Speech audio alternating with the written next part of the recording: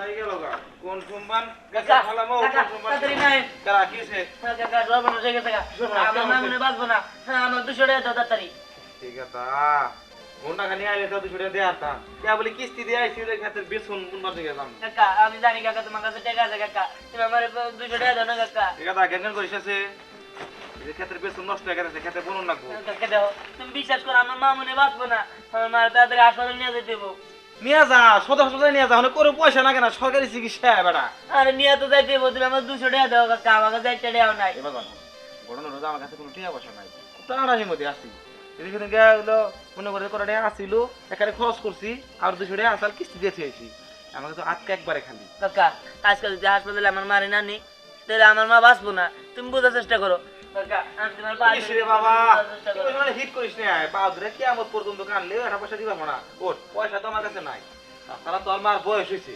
হ্যাঁ মা বাবা কারো চিরকাল বাঁচে থাকে না বয়স হইছে মরে গেলে বাইসা গেলি বেজাল গেল গা পয়সা পাতি খরচ করে কোনো লাভ নাই মন্দির বলা কি বলি তুই হ্যাঁ তোরে কি করছ তুই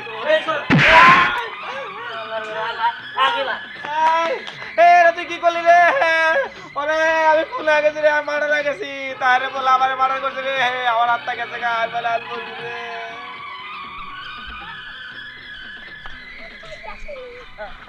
না কি করি তারে তো দেখো স্যার স্যার আসসালামু আলাইকুম স্যার স্যার ওয়ালাইকুম আসসালাম স্যার আপনার একটা কথা কই স্যার দেখে তো আপনার মনে হইতেছে অনেক বড় লোক স্যার আমার 200 টাকা দেন না স্যার আমার 200 টাকা দেন আমি খুবই বিপদে পড়ছি কি ব্যাপার বড় লোক দেখলেই টাকা পেতে মন চায় হ্যাঁ এই তুমি কে তাছাড়া তোমাকে দেখে তো মনে হচ্ছে রাস্তার ডেন্ডি খেয়ে পড়ে থাকো এরকম পলাই ফান না না স্যার শোনো আমার গরিব মানুষ পছন্দ না আমার গরিব মানুষ দেখতে ভালো লাগে না স্যার দেন আপনি একটু বোঝার চেষ্টা করেন আমি ওইরকম বলা না আমি কোনো নেশা পানি এগুলো করি না কিন্তু হ্যাঁ আমি এখন আপনার কাছে টাকা চাইতেছি তার কারণ আমার মারা খুবই অসুস্থ আমার মারে হাসপাতালে নিয়ে যেতে দিব নইলে আমার মারে বাঁচানো যাবো না আমার মারে যে হাসপাতালে নিয়ে যাবো আমার কাছে 1 টাকাও নাই স্যার থামো তোমার অনেক কথাই শুনলাম আর তোমাদের মতো গরিবরা না মা অসুস্থ বোনের বিয়ে ভাই অসুস্থ বাবা হাসপাতালে এইসব বলেই টাকা পয়সা নেই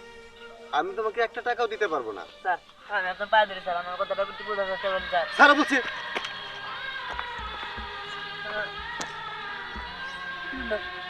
আমি কি করি আমি টাকা পয়সা কই পাই না জান দিও আমার মায়ের বাঁচাতে দেবো হাসপাতালে নিয়ে যাইতে দেবো হাসপাতালে নিয়ে আসতে চিকিৎসা করাইতে দেবো আমার ঠান্ডা চলবো না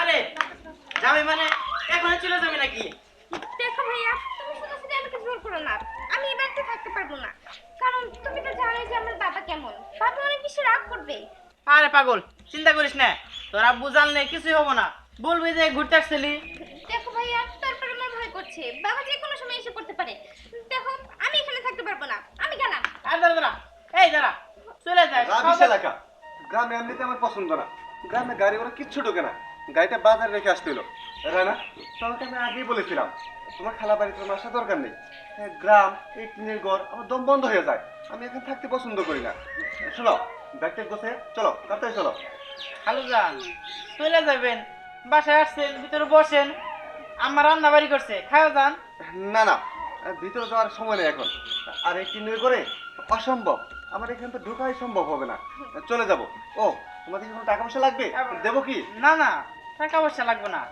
টাকা পয়সা আমাকে আছে আর আপনি চলে যাবেন আব্বার জন্য কষ্ট পাবো আব্বা আসুক দেখে করে যান দেখো তোমার আব্বুর কষ্ট দেখার সময় আমার নেই আমাকে এখনই আমার মেয়ে এনে চলে যাইতে দেবো রানা আসো তাড়াতাড়ি আসো আরে বাবা তুমি শুধু শুধু ভাইয়ের সাথে এমন কেন করছো একটুক্ষণ থাকো থাকলে কি হবে তোমাকে তো বলছি এখানে আমার দম বন্ধ হয়ে যাচ্ছে আমি এখানে থাকতে পারবো না আসো ব্যাগ নিয়ে আসো আচ্ছা ঠিক আছে বাবা তুমি এখানে দাঁড়াও আমি নিয়ে আসছি ঠিক আছে তাড়াতাড়ি নিয়ে এসো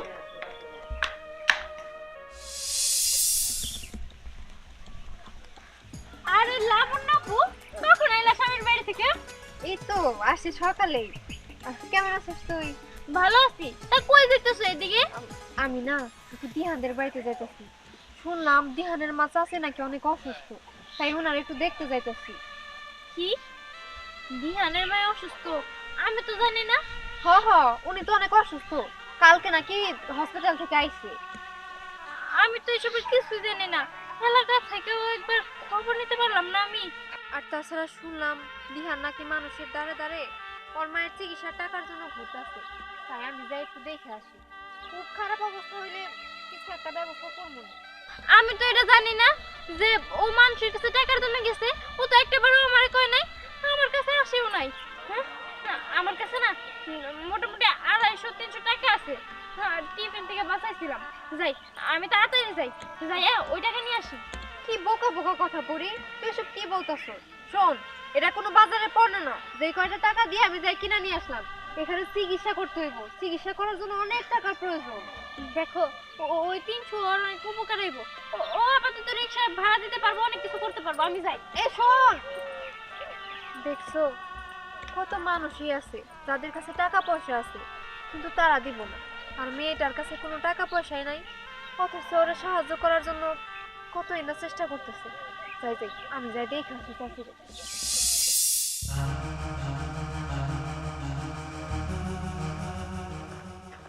চাচি, আপনি রাস্তায় এনে বসে রয়েছেন। আল্লাহ চাচি, আপনার গায়ে না অনেক জ্বর, আপনি এই জায়গায় বসে রয়েছেন কেন? আর দিহেন কই? আপনার তো হাসপাতালে নিয়ে যাইতে হইব। হাসপাতালে যাবো কিবা কইরা, দিহানি তো হয় নাই। চাচি, আপনার পোলা কি একটাই? আমরা কি আপনার পোলা না? দিহান কি একাই আপনার ছেলে? আমরাও তো আপনার ছেলে। আর দিহান যে হাসপাতালে নিয়ে যাব, ওর কাছে তো একটা টাকাও নাই। আর চাচি, আমি ব্যান নিয়েছি, আমার কাছে 120 টাকা আছে, এইটাতে আপনার চিকিৎসা করাবো। না রে বাবা, তার আর দরকার নাই সে জায়গা।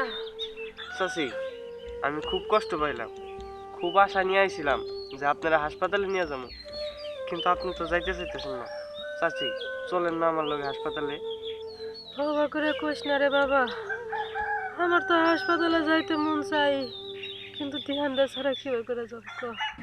চাচি, আপনি দিহানরে নিয়ে চিন্তা করেন না, ও আইবনি, আপনি চলেন। বাবা হ্যাঁ হ্যাঁ, চলেন। আচ্ছা।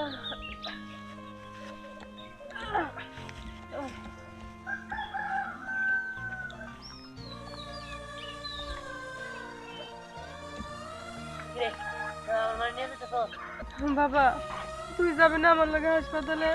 মা, তুমি একটু বোঝার চেষ্টা করো। আমি যদি তোমার লগে যাই তাহলে টাকার ব্যবস্থা কেরা করবো? টাকা ছাড়া তো তারা চিকিৎসা করাবো না। সিয়াম ভাই, তুমি একটু দেখে শুনে নিয়ে যাও। দিহান, তুই কোনো চিন্তা করিস না, আমার শাশুড়ি হসপিটালে আছে, যত চিকিৎসার খরচ সব আমি দিচ্ছি, আর চাচিরটাও আমি দেখতেছি।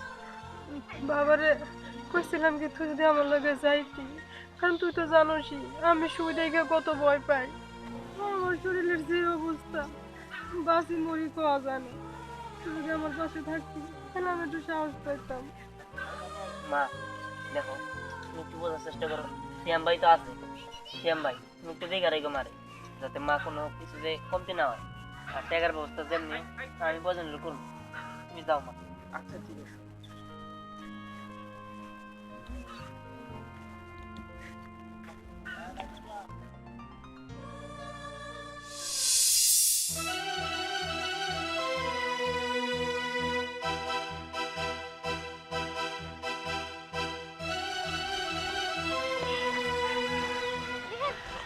এই নে 300 টাকা, আমার কাছে এই 300 টাকাই ছিল।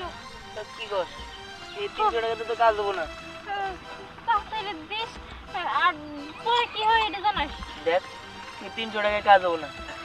সিয়াম ভাই খবর দিছে যে ডাক্তার নাকি আমার মার অপারেশন দিছে, অপারেশনের টাকা জমাইতে হইব। অপারেশনে অনেক টাকা, এত টাকা আমি কই পাবো কিছুই বুঝতেছি না। যে পর্যন্ত আমি অপারেশনের টাকা জমাইতে না পারবো সে পর্যন্ত আমি আমার মার কাছে মুখে দেখাবো না। একটা কাজ কর, এই 300 টাকা সিয়াম ভাইয়ের দেওয়ার ব্যবস্থা কর। জিহান, এই 300 টাকা তুই নিয়ে যা। এছাড়া আমার কাছে 1 টাকাও নাই রে। আমি আমি তোর 1 টাকা দিতে পারবো না রে। না রে, এই টাকা দিয়া হ্যাঁ আমি কি করবো? তোর আমি কইলাম যে চিকিৎসার জন্য অনেক টাকা দরকার, চিকিৎসা না করাতে পারলে হ্যাঁ আমার মায়ের বাঁচানো যাবো না। ঠিক আছে, তুই যা, এটি সিয়াম ভাইরে দে, আমি দেখতেছি। যাই যাই, এই টাকা সিএম বাইরে দিয়ে আসি।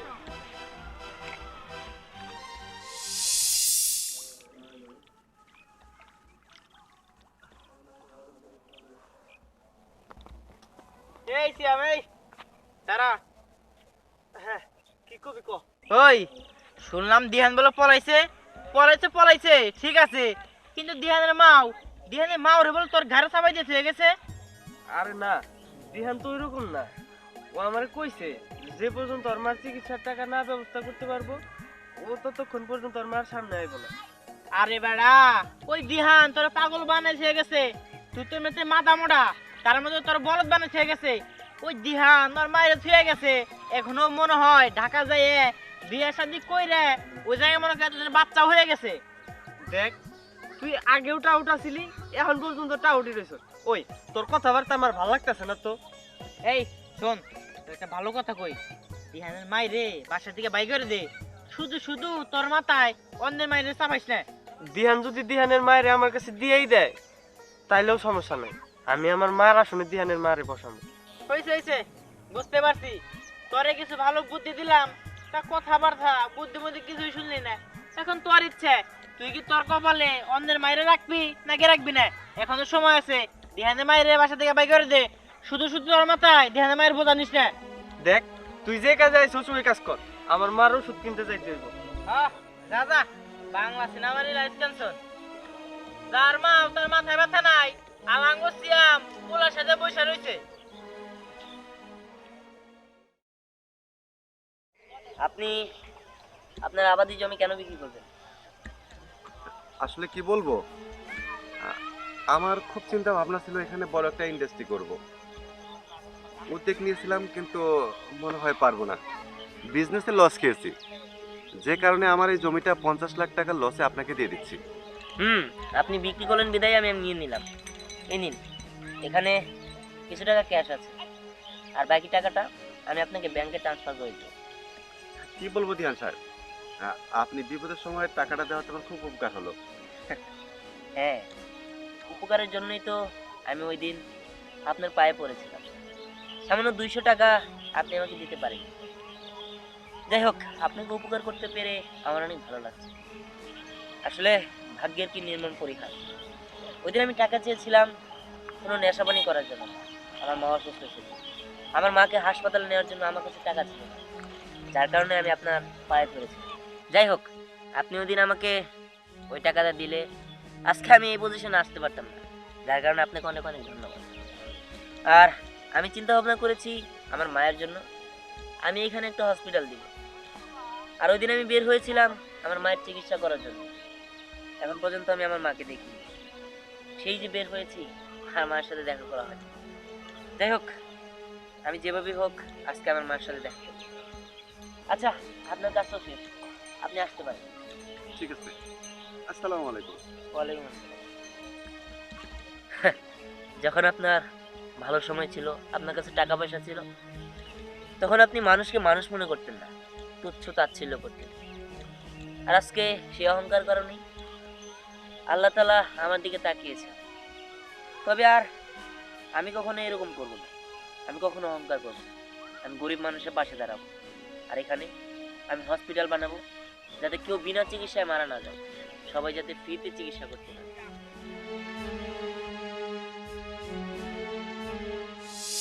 কি ব্যাপার পরি, আমার মা কেমন আছে? তোমার মা তো ভালো আছে। সিয়াম ভাই তোমার মারে অনেক যত্ন করে রাখছে। তুমি তো তোমার মায়ের সাথে চলে গেছিলা, তারপর থেকে এখন অবধি সিয়াম ভাই তোমার মারে দেখে হাঁটতেছে। সত্যি কথা, মনে হয় তোমার একটা বড় ভাইও থাকলে না এইভাবে চাচিরে দেখতো না। পরি, তুমি ঠিকই বলছো। আসলে আমি সিয়াম ভাইয়ের কাছে ঋণী হয়ে গেছি। আমি আর ওরে রিক্সা চালাতে দিব না, আমি তার কোনো ভালো একটা ব্যবসা ধরা দিব, যাতে সে আর কোনো কষ্ট না করতে পারে। আচ্ছা চলো, আজকে আমার মার লাগে দেখা করতে হবে। চলো তুমি।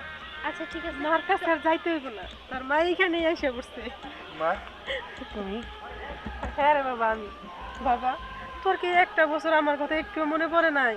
মা, আমার তো মনে পড়ছে, কিন্তু কি করবো বলো, আমি যদি 1 বছরের মধ্যে তোমার সাথে দেখা করতাম তাহলে হয়তোবা আমি আর আজকে এই পর্যন্ত আসতে পারতাম না। জানো মা, আমি তোমার নামে একটা হসপিটাল করব। আমি জায়গা কিনছি অলরেডি, আর ওই জায়গায় মানুষদের আমি বিনা টাকায় চিকিৎসা দিব, যাতে কেউ আর বিনা চিকিৎসায় মারা না যায়। যাই হোক, আলহামদুলিল্লাহ, উদ্যোগটা অনেক ভালো উদ্যোগ। আরে বাবা, আমি মেলা খুশি হয়েছি। যেমন তুই আমার 1 বছর আগে রাইখা চলে গেছিলি, সিয়াম যদি আমার পাশে না থাকতো হয়তো আজকে আমি বাইসাই থাকতাম না। তবে সিয়াম পোলা হিসাবে খুবই ভালো, তোর অভাব আমার কোনো সময় বুঝতে দেয় না রে বাবা। মামা সিএম বাইরে আমি একটা ব্যবসা করাই দিই, যাতে সে আর কোনোদিন অভাবে না থাকে, তার রিক্সা চালাতে না হয়। আর মা, সিয়াম তো তোমার দেখা রাখছে, এতদিন তো আর সিয়াম তোমার দেখা রাখতে পারবো না, তোমার দেখা রাখার জন্য হতো আছে, তাহলে ওরে বাড়িতে নেওয়া লাগে না? বাড়িতে নেওয়া লাগবো কি রে বাবা, এখনই বাড়িতে নিয়ে চলো রে। হ্যাঁ মা, চলো চলো পরি।